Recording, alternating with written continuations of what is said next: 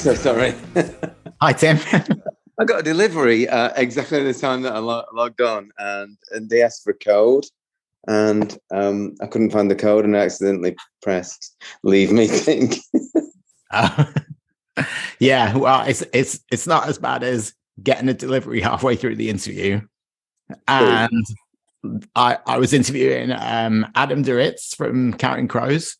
Yeah. And halfway through the interview, we had a massive delivery, like a huge box, and my dog just went crazy. Oh, yeah? Yeah, I had to basically break the interview to just try and calm my dog down. Well, I'm dog sitting at the moment, as you can see there. Oh, yeah, pretty chill.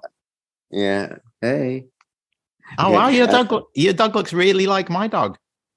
Well, it's my friend's, and she's actually gone to LA today, so I'm looking after him, and I think he's settling in okay. But I don't know what kind it is. What do you know? What kind yours is? I'm not even sure what kind mine is. It's kind of a mix of something, yeah. But it's a fluffy thing, you know. Yeah. So we've got Tim Burgess, the musician, songwriter. Dog watcher. I was just going to say we can add that to your list of talents now. So, author, Twitter listing party host, coffee maker. Yeah. Coffee. Yeah. How do you juggle it all? I don't know. I just I don't think about it. I just do it. I like to try and write songs. I like to have guitars around, and I like to get involved in Twitter. I like to on Twitter. In Twitter sounds weird.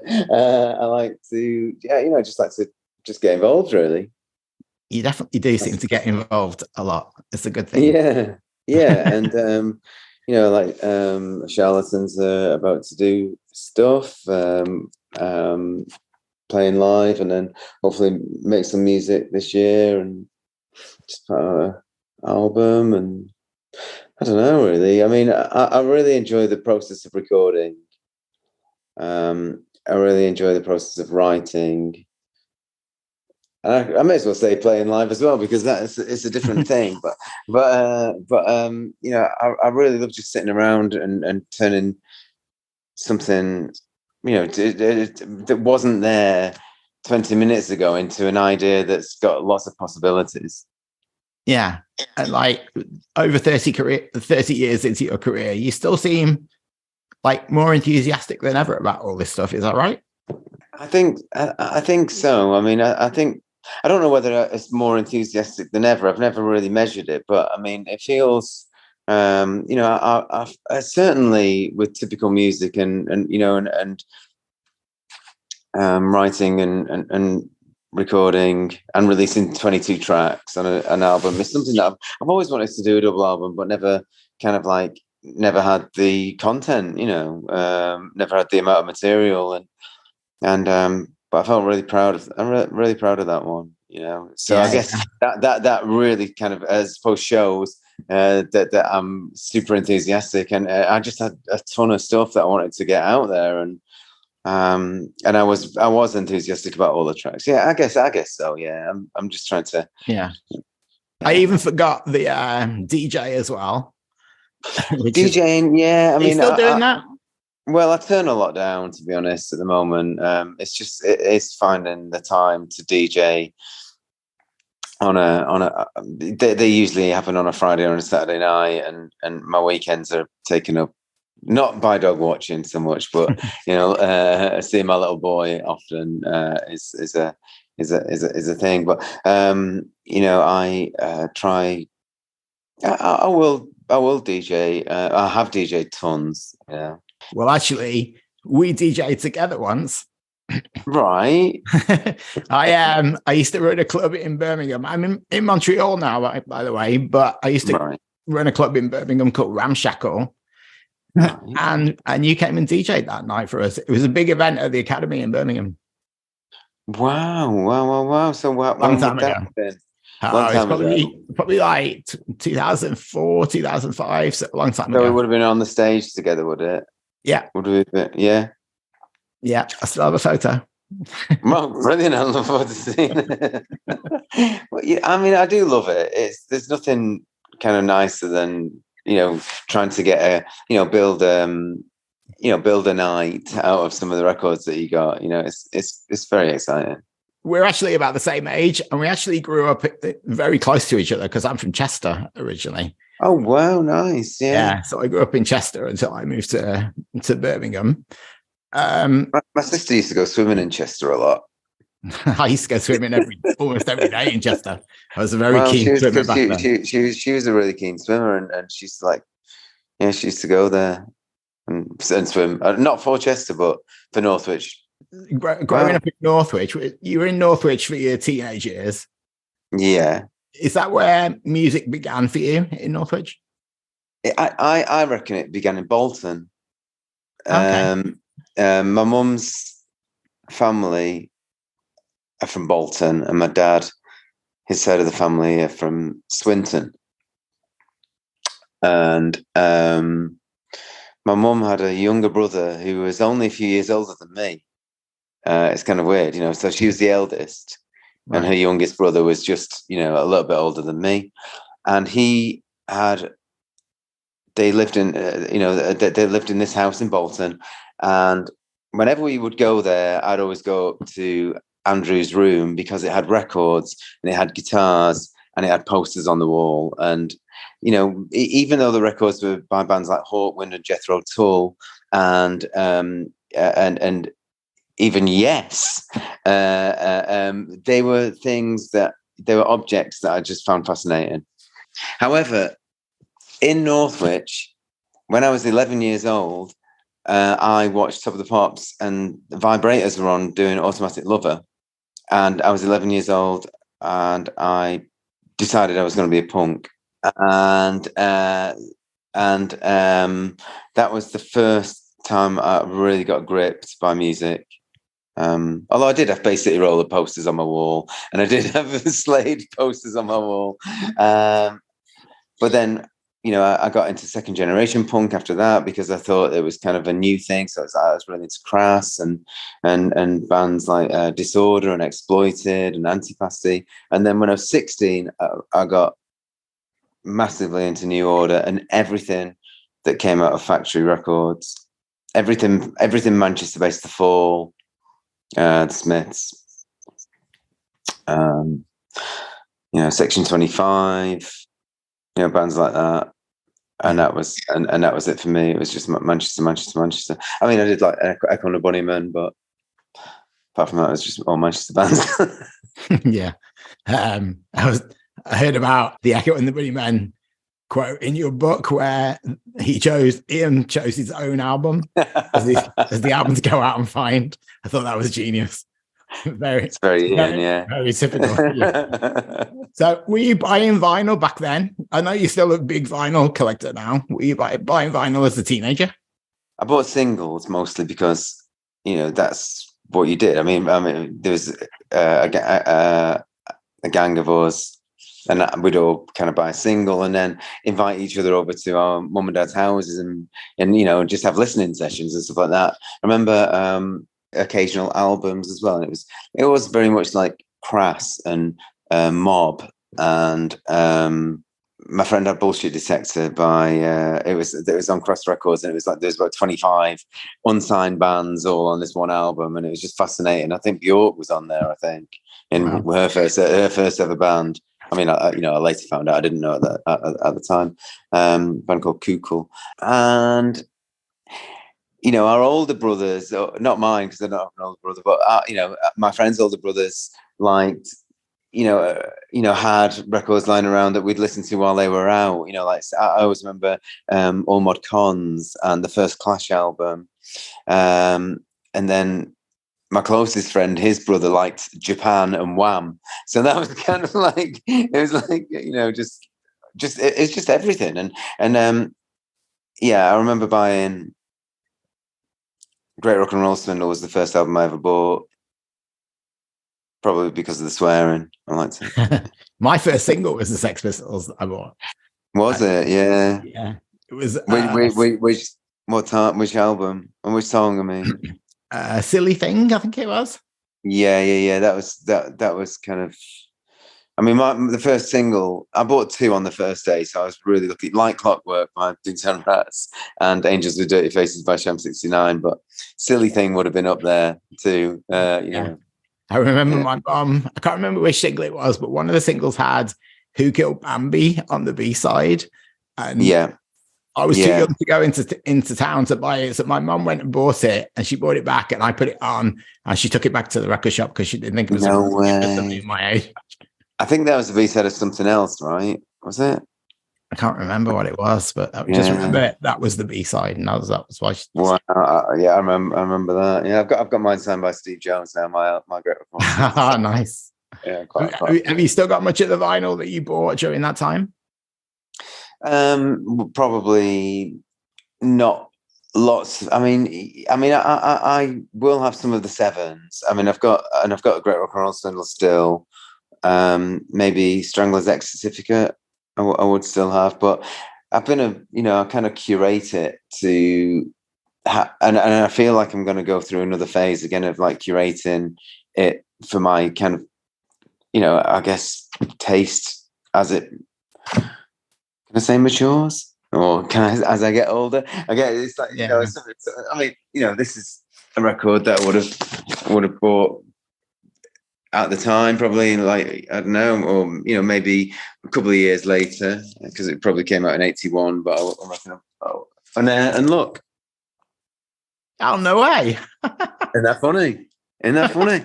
You can't plan that. So there you go. Yeah, I feel like you always have vinyl within arm's reach. Well, I've just actually, I've just moved actually into a flat. Which is kind of nice for a kind of like just bunch of records. To have them quite close to me. So you mentioned about people like going around to your mates' houses and having listening parties. And now, yes, that's actually true. That's really true. I mean, and that's what I got actually from my own listening parties. That was the feeling that I got when we were doing it during lockdown. It's mad. Yeah, so you went from that in your mates' bedrooms probably to listening parties on a global scale. Yes. For anybody who still doesn't know about your listening parties, can you briefly sum up what it is? Yeah, I mean, the idea was that everybody all over the world would listen to an album, and a member of the band or a producer or someone who's involved in the artwork would tweet along as we listened. Sometimes more than one person, like someone who did the artwork and produced it and someone who was in the band, all tweeting their memories while we listen all at the same time. And I bet you had no idea that it was going to be what it's become. No, I had no idea, but I knew people liked it because I'd had practice. I'd had like 10 years of practice because I used to just do it with the Charlatans albums and my solo albums, as my Twitter followers kind of grew, just kind of do it again, and just see if people fancied it again, and there'd be a lot of people who'd never done one, so just kept doing them, and it must have done like some friendly about like 8 times. Now you've got over 100,000 Twitter followers for it, and you have a couple of books. Hey, listening party, listening party book. I mean, who would have thought that the listening party would have become a book as well? It's like mad. I know, it's amazing. So, like, it seems an obvious question, but out of all I think you've done 1,200 parties, more than now. Yes, about right. Is there any that stand out, not just because how much you love the album, but because of how the actual listening party went? I mean, all of the Roisin Murphy ones were great, and all of the Bangles ones were great. I mean, Roisin and Susanna kind of became like, big,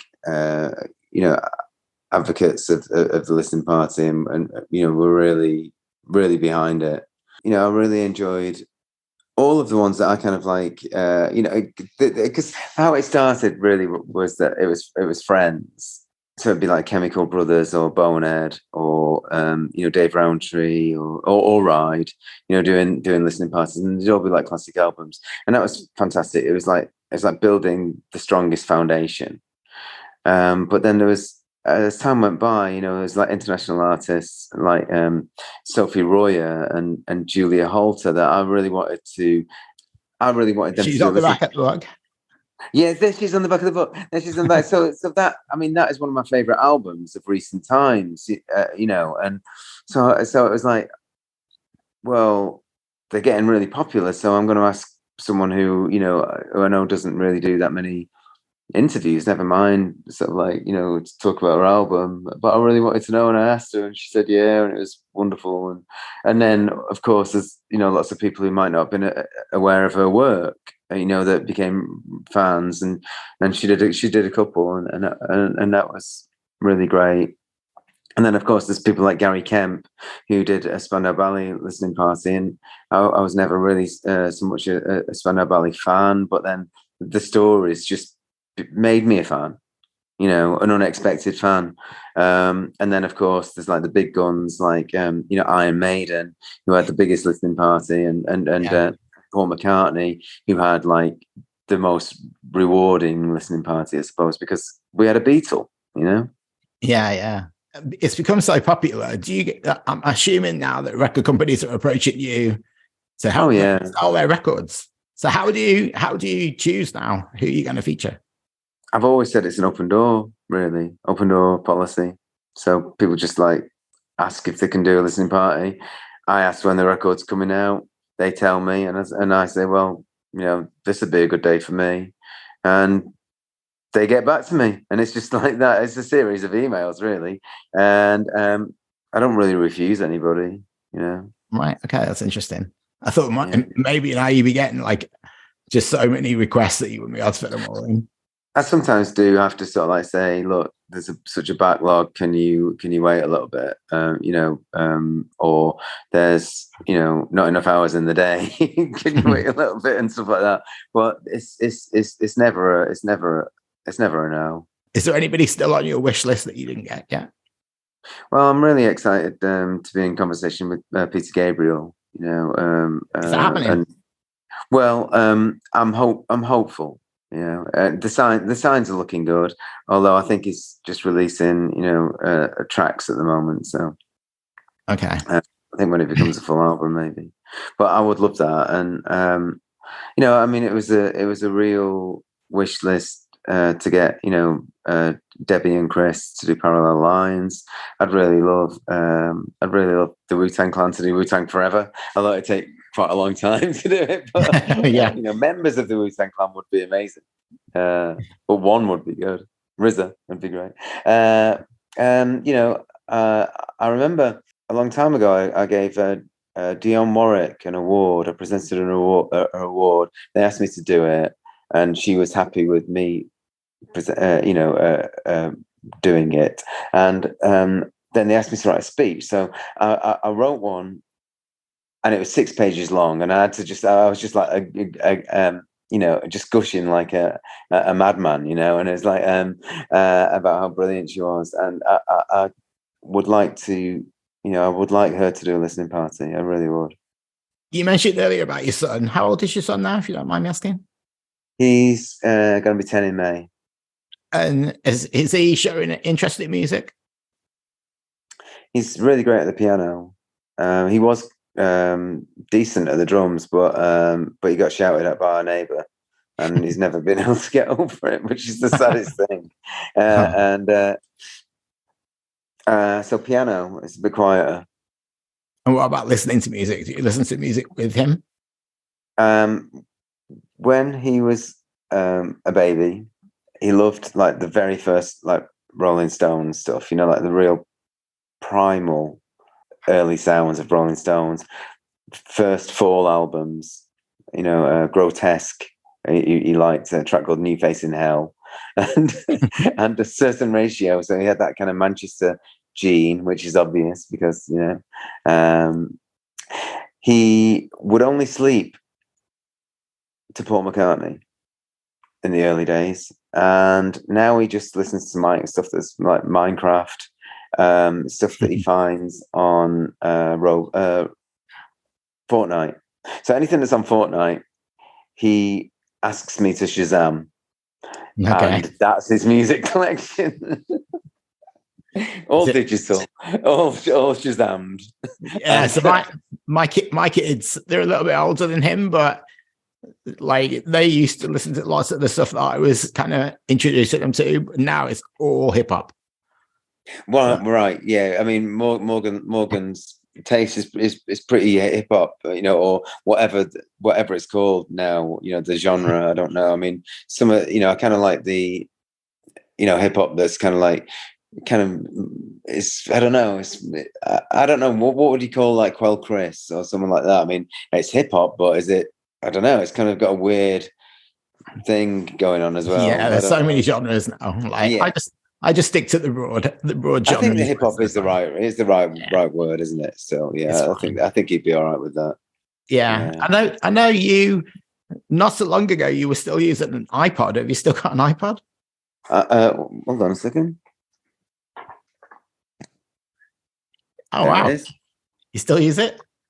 I do when I go to the gym, yeah, because it's just I just find it quite handy, really. It's losing its charge a bit, so I have to charge it every day now. But yeah, and it's harder than you think to sort of load it. So it's just old stuff now, really. I did an interview this morning about the Fall, so I listened to Dragnet this morning.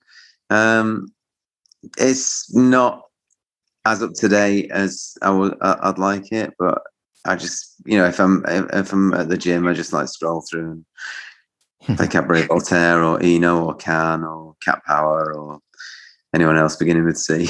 I can't imagine listening to Cat Power in the gym. I don't think I'd get in the gym. Yeah, it's actually quite nice. I mean, the greatest is kind of easy. B-52s, there you go. Bad Brains, Animal Collective.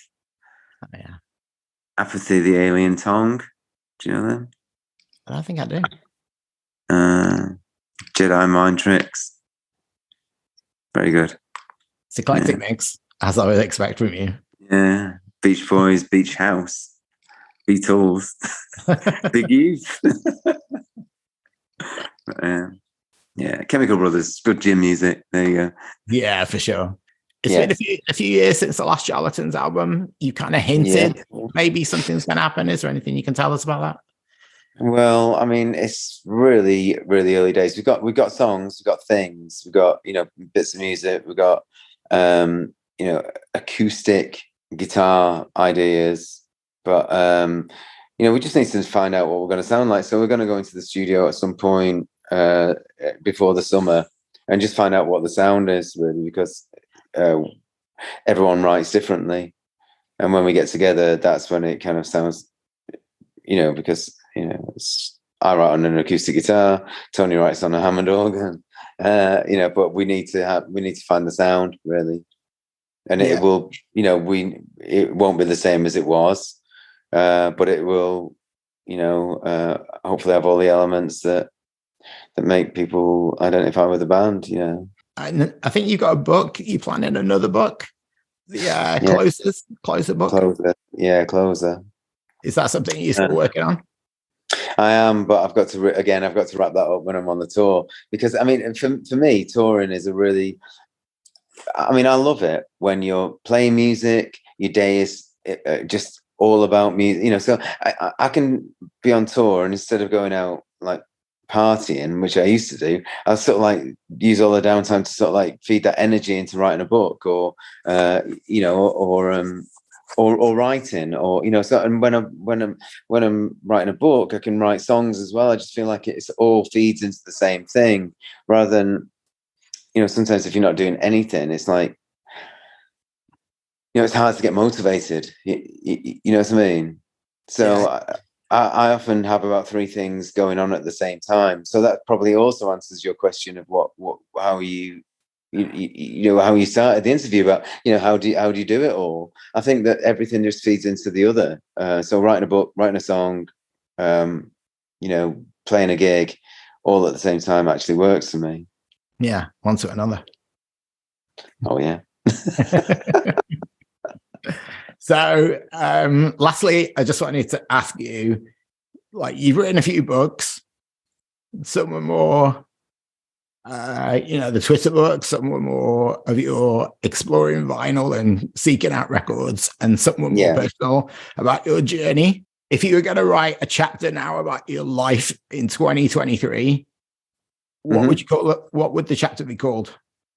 It would be waiting for the next thing to happen, really. I mean, it's early days in 2023, isn't it? And I could have quite easily said the dog sitter, but I'm not going to say that because I'm steering myself down.